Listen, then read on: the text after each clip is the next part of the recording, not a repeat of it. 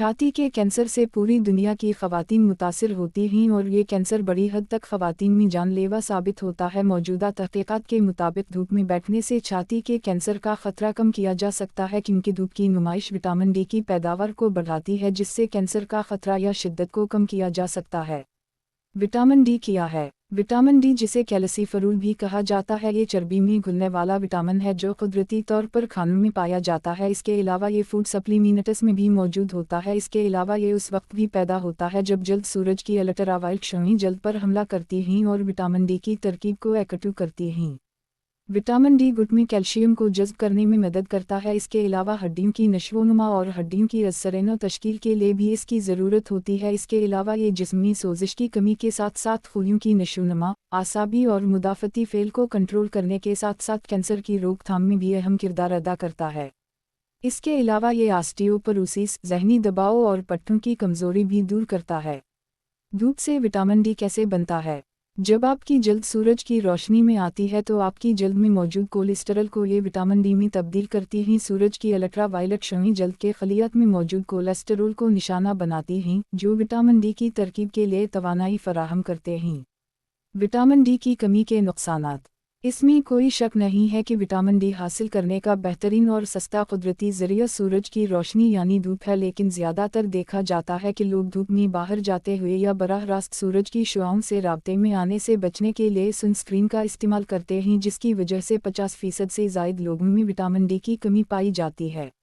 Vitamin D की कमी हड्डियों की कमज़ोरी, पट्टों की तकालीफ और सबसे बढ़कर जानलेवा बीमारी कैंसर की वजह बन सकती है। धूप और छाती का कैंसर। अब सवाल ये पैदा होता है कि आया धूप छाती के कैंसर के ख़तरे को कम करती है? अगर हम तो कैसे? इस मामले में मुख्तलिफ रिसर्चेस सामने आए हैं। अमेरिकन जर्नल ऑफ एपिडेमियोलॉजी में रिपोर्ट की गई एक तहक़ीक़ में मुहक़्क़ीक़ीन ने पाया कि धूप की राब्ते में रहने वाली ख़वातीन में ल दर्जे के छाती के कैंसर का ख़तरा निस्फ़ होता है इन ख़वातीन के मुकाबले में जो सूरज की रोशनी में कम रहती हैं।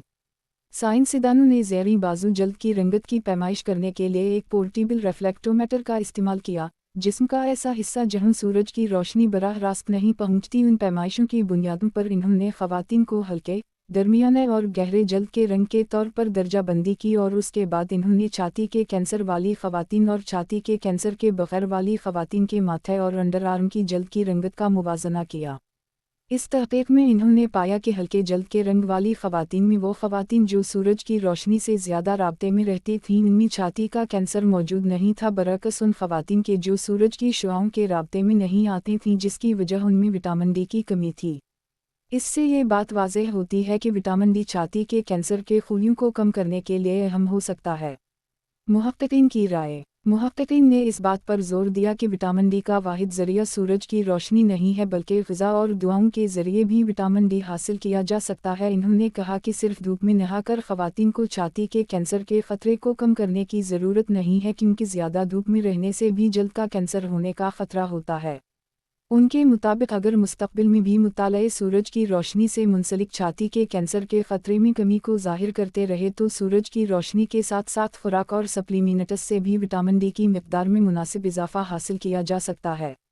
उनके मुताबिक छाती के कैंसर के बहुत से ख़तरे के अवामिल काबिल तदवीन नहीं हैं, इसलिए हमारा ये पता लगाना कि एक काबिल तब्दीली आदत विटामिन डी कैंसर के ख़तरे को कम कर सकता है।